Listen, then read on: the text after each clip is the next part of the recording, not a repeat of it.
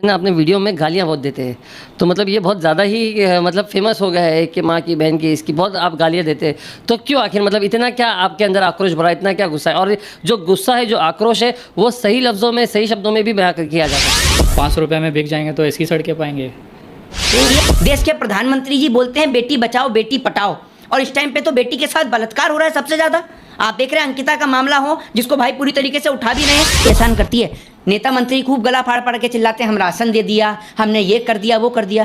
तुम्हारे बाप का पैसा था जो दे दिया तुमने, हैं? हम लोग टैक्स देते हैं, तुम हो क्या, तुम्हारी औकात क्या है ये बताओ। इस देश का दुर्भाग्य है कि इस देश के लोग नेताओं को फूल माला पहनाते हैं, हम जैसे लोग नेताओं को जूते की माला ना पहनाएं। स्वागत है आप सभी को। मैं हूं सरफुल शेख और आप लोग देख रहे हैं सच झारखंड टीवी। आप लोगों को इस वीडियो में एक साथ तीन बड़े चेहरे को देखने को मिलेगा। पहला है दोस्तों विनय दुबे भाई, और दूसरा है मोहित शर्मा भाई, और तीसरा है इस्माइल मिर्ची भाई, जो कि आप लोगों को इस वीडियो में देखने को मिलेगा। आप लोग सोच रहे होंगे ये तीन चेहरा एक साथ क्यों आए हैं, कौन सा ऐसा मुद्दा है? तो मुद्दा बहुत ही बड़ा है दोस्तों। मुद्दा देश से जुड़ा हुआ है, मुद्दा राज्य से जुड़ा हुआ है, मुद्दा जो है गांव से जुड़ा हुआ है। जी हाँ दोस्तों, गांव में विकास किस तरह से होगा, राजनीति पार्टी लोग क्या करते हैं वोट लेने के लिए, उसके बाद जाकर वोट लेने के बाद क्या करते हैं, और जो रोड आता है रोड के पैसों को किस तरह से 70% खा जाते हैं, क्या कुछ पूरा मामला है, जो कि बहुत ही ज़बरदस्त तरीके से इस वीडियो में आप लोगों को देखने को मिलेगा। जो कि विनय दुबे भाई, उसके बाद जो है कि मोहित शर्मा, उसके बाद इस्माइल भाई, आप लोगों को इस वीडियो में देखने को मिलेगा। तो वीडियो को देखते रहिए। तो विकास की जो गति थी वो कहीं न कहीं रुक गई है, थम सी गई है। तो इसके पीछे का मुख्य कारण आपकी नज़र में क्या है? पैसा सबसे बड़ा जो कारण है, पैसा है। लोग पहले जो बजट आता था उसमें लोग काम करते थे, 30% कमीशन खा जाते थे। जी, अब 30% काम हो रहा है, 70% लोग खा रहे हैं, क्योंकि चुनाव जो है करोड़ों का हो गया है। बिल्कुल। सबसे बड़ा जो मैं इसमें खामी पाता हूँ वो यहाँ क्या देश के हर मतदाताओं से मेरे को एक उम्मीद रहती है, 500 रुपये में बिक जाएंगे तो ऐसी सड़कें पाएंगे। तो आपको बदलना पड़ेगा। जब आप तक खुद नहीं बदलेंगे तब तक आप बाहर बदलाव नहीं ला सकते हैं। जो भी स्थिति इस समय भिवंडी हो, चाहे मुंबई हो, चाहे महाराष्ट्र हो, चाहे उत्तर प्रदेश हो, वहाँ कॉमन चीज़ एक ही है, भाषा अलग है, धर्म अलग है, उसके हिसाब से चीज़ें बदल रही हैं। जैसे कि एक एजुकेशन है तो उतना एजुकेटेड नहीं है पब्लिक। सर एजुकेशन को तो इससे मत ही जोड़ी तो ज़्यादा अच्छा है, क्योंकि आज जितने एजुकेटेड लोग हैं ना, वो देखिए देश में किसको बिठा के रखे हैं, पढ़े लिखे लोग हैं ना, जो इनको मत करते हैं। मैं देखता हूँ बहुत सारे चार्टर्ड अकाउंटेंट, बहुत सारे डॉक्टर्स हैं, मोदी भक्त बन के घूम रहे हैं। मतलब वो देख रहे हैं कि वो आदमी देश को बर्बाद कर रहा है, लेकिन they are highly educated, but वो सबसे बड़े अनपढ़ हैं।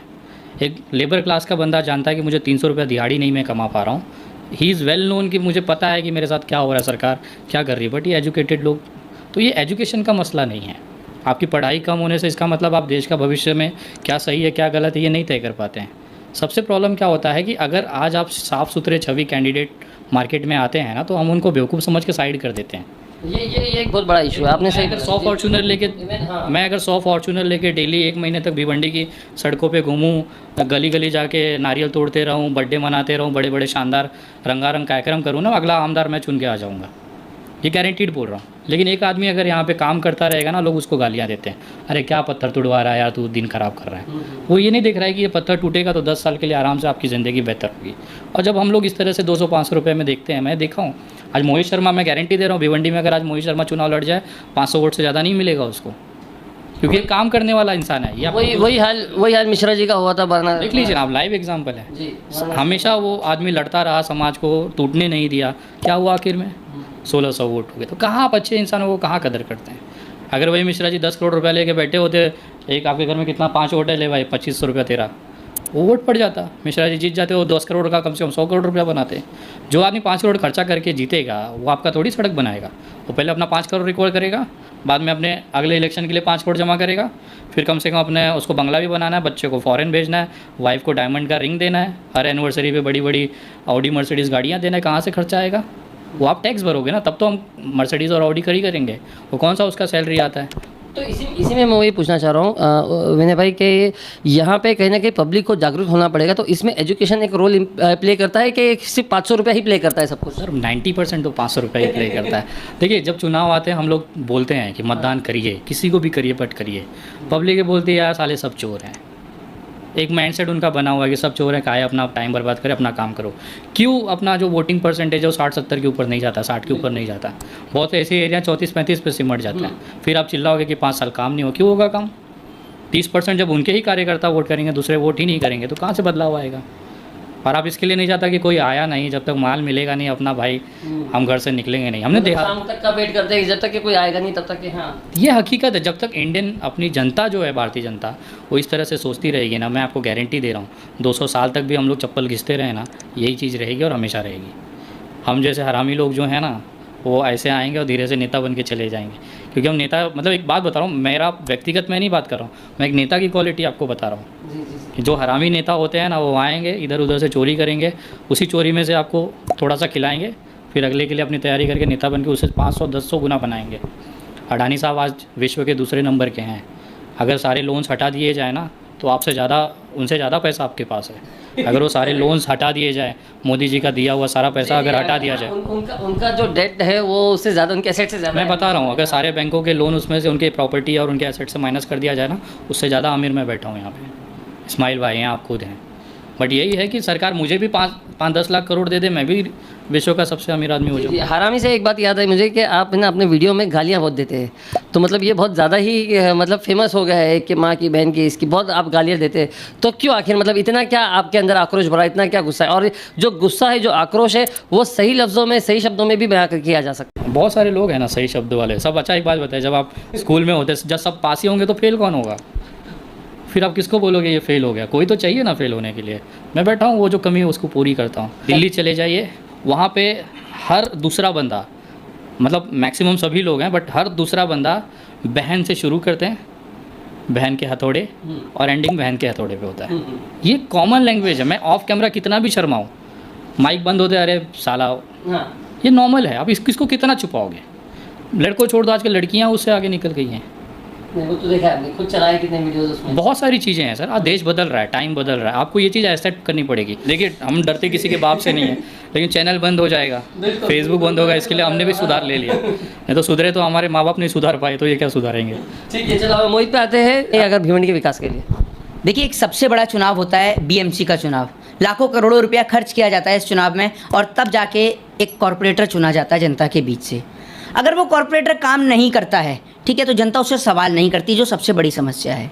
वो कॉरपोरेटर भाई ने बताया आपको कि वो कॉरपोरेटर अपना लाखों करोड़ों रुपया खर्च करके एक चुनाव को बनाता है, और ये जो एक लोगों के बीच में एक सोच बन गई है कि जो नेता होते हैं वो चोर होते हैं, जिसके कारण एक अच्छा प्रत्याशी, एक अच्छा कैंडिडेट जो है, जिसको जनता वोट करने नहीं जाती है, वो भी कहीं ना कहीं इन चोर की बस्ती में ही शामिल हो जाता है। तो ऐसा नहीं है कि सभी लोग एक जैसे होते हैं, बहुत सारे लोग अच्छे भी होते हैं। अभी आप भिवंडी की बात करते हैं, तो भिवंडी से हमारे भाई हैं इस्माइल मिर्ची साहब। तो आप ये देखिए, ये तिलक और टोपी को साथ लेकर चलते हैं, तो नाम इनका इस्माइल मिर्ची है, लेकिन मिर्ची विरोधी दल को लगती है इनसे। तो कहीं ना कहीं वो मिर्ची का कारण क्या है कि ये तिलक और टोपी को साथ लेकर चलते हैं। आज से कुछ दिन पहले एक मामला मुंबई में बड़ा तुल पकड़ा था, महाराष्ट्र के अंदर, पूरे महाराष्ट्र में बड़ा तुल पकड़ा था कि सड़क पर अजान को लेकर और चालीसा को लेकर पूरा देश में बवाल क्रिएट किया गया था। मैं आज आप एक से छोटा सा सवाल करता हूँ कि आज अगर यहाँ बीजेपी की सरकार बन जाती है, तो आज कोई सड़क पर नहीं है चालीसा पढ़ने वाला क्या? आज क्यों नहीं पढ़ते आप सड़क पे चालीसा? क्योंकि आपका काम है जगह जगह लोकतंत्र की धज्जियां उड़ाना। एक सवाल आपने भाई से पूछा कि गालियां क्यों देते हैं, हमसे पूछिए, मैं आपको जवाब देता हूं। जब आप संवैधानिक शब्दों को, जब जो सरकार से सवाल करने वाले सवाल हैं, आप उनको पार्लियामेंट के अंदर बैन कर दोगे कि आप प्रधानमंत्री को फेंकू नहीं बोल सकते और तमाम शब्द आप नहीं बोल सकते, तो आदमी को अगर गाली नहीं देगा तो क्या करेगा ये बताइए? देश के प्रधानमंत्री जी बोलते हैं बेटी बचाओ बेटी पढ़ाओ, और इस टाइम पे तो बेटी के साथ बलात्कार हो रहा है सबसे ज्यादा।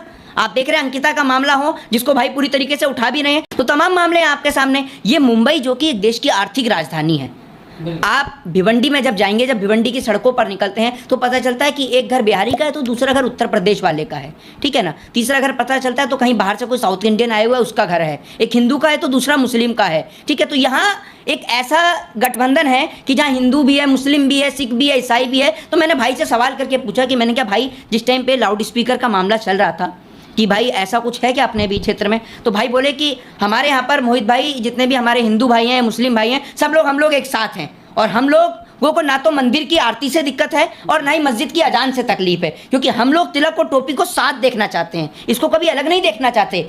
दूसरी बात यह कि जितने भी ये जो हिंदू वाले बनते हैं, अपने आप को हिंदू हितैषी बनते हैं कि मैं हिंदू हितैषी हूँ, मैं हिंदू हितैषी हूँ, भाई साहब आप चले जाइए किसी भी मंदिर पे, मंदिर ऐसा आपको कहीं नहीं मिलेगा। मैं महाराष्ट्र सरकार को खुलेआम चुनौती देता हूँ, और महाराष्ट्र को सरकार को, उत्तर प्रदेश सरकार को, सभी सरकारों को चुनौती देता हूँ कि आप ढूंढ के लाइए पूरे भारत के अंदर एक ऐसा मंदिर जिस मंदिर के बाहर आपको एक भी भिखारी नजर ना आए। हर मंदिर के बाहर भिखारी बैठा, मंदिर के बाहर भीख मांगने वाला हिंदू ही होगा, मुसलमान नहीं होगा। तो क्या किया है आपने हिंदुओं के लिए? आपने हिंदुओं के बच्चों का रोजगार छीना, ठीक है, आपने उनसे शिक्षा छीनी, कलम के ऊपर आपने टैक्स लगा दिया। तो आप क्या उम्मीद लगाते हैं इस देश से कि इस देश का आने वाला भविष्य क्या होगा? और अगर कोई आदमी सर पे टोपी पहनता है, एक आदमी अगर तिलक लगाता है माथे पर, अगर एक साथ बैठता है, तो आप उनको कहते हैं कि ये जिहादी हैं, ये आतंकवादी हैं, ये पाकिस्तानी है, देशद्रोही हैं। अरे भैया आप कौन से देशभक्त हैं ये बताइए ना? जो देश को भेंक रहे हैं वो देशभक्त हैं आप क्यों? आज इस देश के अंदर महाराष्ट्र का चुनाव एक ऐसा चुनाव है जिसकी पूरे देश पे नजर रहती है। कहीं ना कहीं यहाँ सरकार गिराई गई नेताओं के ऊपर एक दबाव बनाकर, नेता मंत्रियों को खरीदा गया। जो सबसे बड़ा हथियार है CBI, ED, income tax, raw, सरकार इनका दुरुपयोग कर कर यहाँ पर सरकार को बनाया। उसके बाद में आज जो बीएमसी का चुनाव है, कोशिश ये लोग ये कर रहे हैं कि जो उद्धव ठाकरे जैसे लोग हैं, जो तमाम पार्टियों के, जो विपक्ष के जो यहाँ पर मजबूत लोग हैं, उनको कैसे भी करके कमज़ोर कर दिया जाए, उनको जेल में डाल दिया जाए। और जिस प्रकार से इस्माइल मिर्ची भाई जो है लगातार जनता से जुड़े रहते हैं, जिस कारण मैंने आपको बोला भी कि विरोधी को भी बहुत मिर्ची लगती है, नाम भले इनका है इस्माइल मिर्ची, लेकिन विरोधी ज़्यादा इनसे मिर्ची लगाते हैं। कोशिश लोग ये भी करते हैं कि इनकी टिकटें भी कटें, इनको टिकट पे न लड़ाया जाए, क्योंकि भाई ये एक जीत वाला प्रत्याशी है, जो जीतता है तो जनता के बीच में काम करता है। इनकी सोच है कि ये एक रिक्शा चलाने वाले को 50,000 की नौकरी दे, ताकि उसका बेटा अपने घर में तो राशन ला ही सके और बिजली पानी का बिल भी भर सके, साथ में दूसरे का भी परिवार चला सके। नहीं, आप मुझे, सरकार को एहसान करती है, नेता मंत्री खूब गला फाड़ फाड़ के चिल्लाते हैं हम राशन दे दिया, हमने ये कर दिया, वो कर दिया। तुम्हारे बाप का पैसा था जो दे दिया तुमने, हैं? हम लोग टैक्स देते हैं, तुम हो क्या, तुम्हारी औकात क्या है ये बताओ। इस देश का दुर्भाग्य है कि इस देश के लोग नेताओं को फूल माला पहनाते हैं, हम जैसे लोग नेताओं को जूते की माला ना पहनाएं। Thanks for watching. मैं हूं शरीफुल शेख। ये वीडियो में अगर आपको इन्फॉर्मेशन मिला तो वीडियो को लाइक कीजिए और ज़्यादा से ज़्यादा शेयर जरूर कीजिए, और इसी तरह की खबर जानने के लिए चैनल को सब्सक्राइब कीजिए, पेज को फॉलो कीजिए और देखते रहिए सच झारखंड टीवी।